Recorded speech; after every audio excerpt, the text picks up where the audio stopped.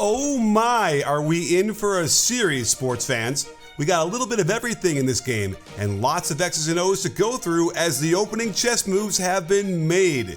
A hobbled Chris Finch's opening gambit worked almost to perfection, while Mike Malone is going to need to wipe the board clean and come up with a new strategy against the next great superstar in the NBA.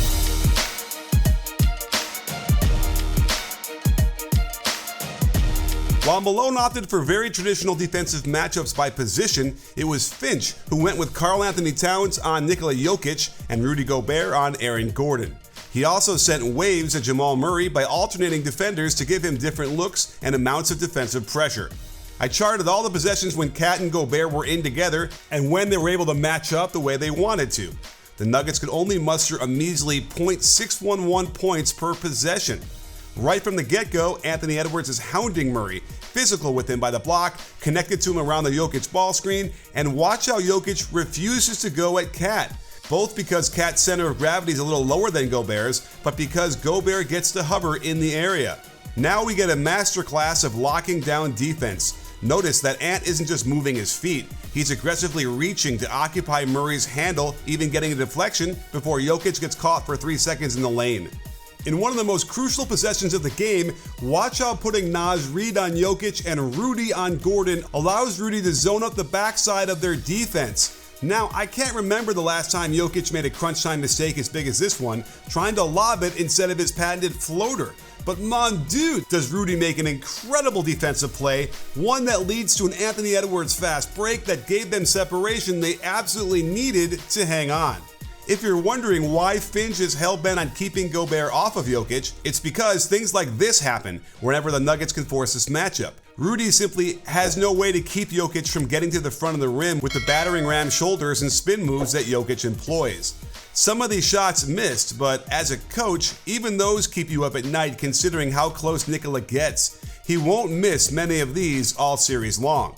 The Nuggets try getting Rudy involved with the high post action, but this means Jokic is parked in the corner, completely uninvolved in the offense, which has to be a win every time for the Wolves. Again, this matchup lures the Nuggets into putting Jokic in the corner as a spectator. Murray misses the cutting KCP, but that's what Rudy will do when he's dropping. However, the shot they get is something Malone will take every time. Murray just misses it by a few inches. So this time, they bring Jokic higher on the court to stretch the defense better, clear the right side, and run their two-man game. The key is Gordon in the dunker spot and Michael Porter Jr. spotting up on the left wing. When Edwards tries to beat Murray to the handoff, he cuts back door, forces Rudy to help, McDaniels is not leaving his guy, and they get the dunk. It took them till the end of the game to run a Gordon ball screen for Jokic, which would force a switch that the Nuggets want. While Gobert does a nice block on the three-point attempt, Jokic goes right into the lane and hits the pretty easy turnaround jump hook. The Nuggets will no doubt run this earlier and often in Game 2. Neither of these teams pushed the pace in the regular season, as they were two of the slowest teams in the league this year. But when you have so much cross-matching, the key for Denver will be to get the ball up quicker to force the matchups they want. That said, they were only able to do this 4 times when Gobert and Towns were in the game, and they didn't score a point on any of these possessions. While they did get a good look with the Jokic three-pointer on Rudy, the Wolves also lured MPJ into something he's not great at, with an ISO on Rudy that turned into an awful turnover that added fuel to the fire of Minnesota's red-hot start. It's really important to keep your eye on the transition game since it'll be the key for both of these teams. Just check the efficiency on their transition possessions. And it's also a huge key in predicting how well each player will perform, giving you an edge when you play Sleeper, the ultimate fantasy sports app. What's cool is that you can set your over-under picks before the game or do it live while it's happening. Just pick at least 2 players and whether they'll get more or less from a host of different stats, and you can win up to 100 times your money. Okay, check out my picks coming up. I got Jalen Brunson against the Pacers. I don't think he's going to get to 34.5 points. I'm going below. Then you got Pascal Siakam getting less than 10 assists. I think it's pretty safe to say he'll do that. And then you got Anthony Edwards. I think that they're going to adjust and maybe, limit his numbers a little bit more so he won't get all the way to 29.5 to go below. And then Josh Hart, definitely not going to get a double-double, I know in my mind as well. And with $20 down, look how much money I stand to make if I can nail these 4 picks. So it's really fun. Get in there over on Sleeper and play.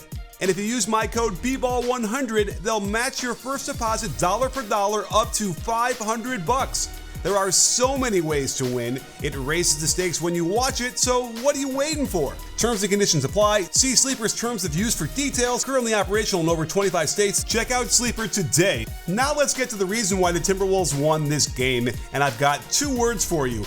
Anthony freaking Edwards. I already did a video 2 years ago explaining how his movement pattern is just like Michael Jordan's. And now his game is rapidly catching up to MJ as well, with a nice mixture of teamwork and individual brilliance. They run a double ball screen across the top, and watch how this forces Edwards' man to bump to Rudy. That gets Edwards open, and the stare down into 3 lets us know right off the bat that this guy means business. Here's an example of why Minnie needs to push the ball more. They're already cross-matched, and now Edwards gets Gordon on him. I just don't think Gordon is the guy to guard him, despite his defensive prowess. I think Ant agrees, as he leaves him behind and no rim protection offered from Jokic.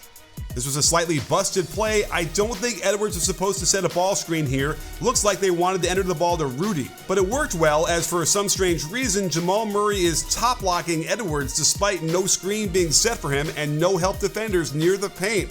Great read by Edwards, nice pass from Cat, and the lead starts ballooning.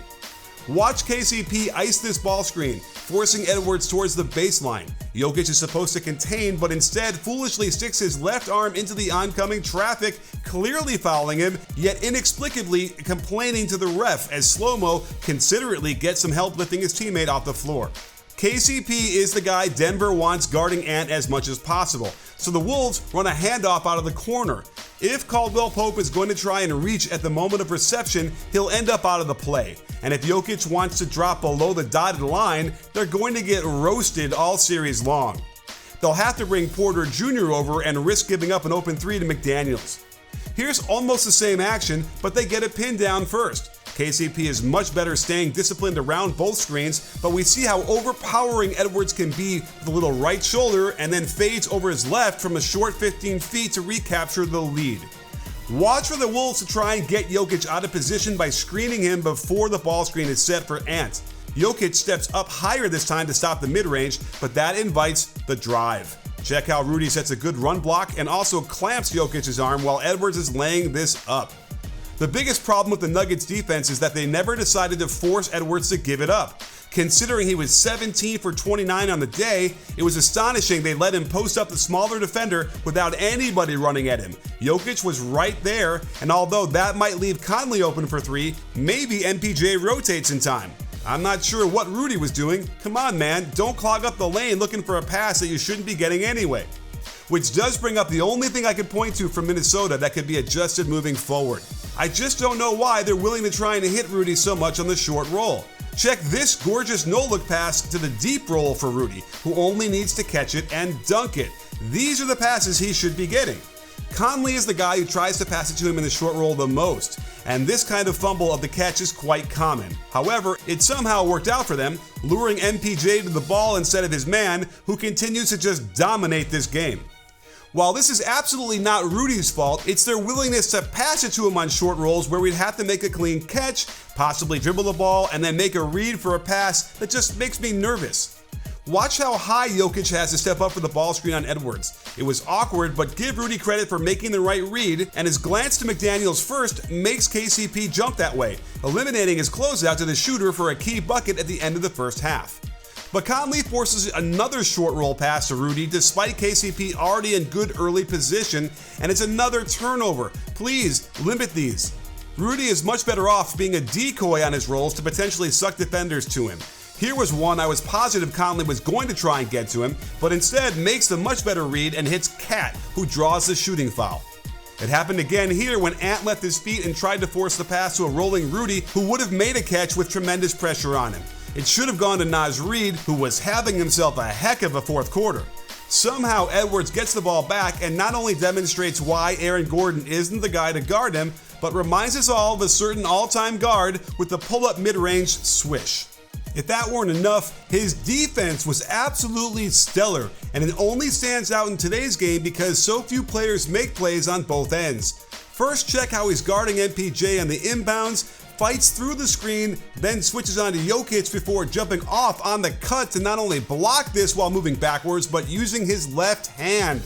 He's physical, aggressive, and the Nuggets are going to stop trying to attack him altogether the way this is going, so he becomes the key to everything.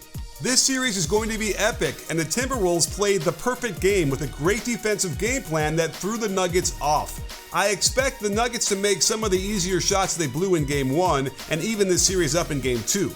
And if Malone can't figure out how to get the ball out of Ant's hands and lower his efficiency, then watch out, defending champs. These Wolves are on the hunt.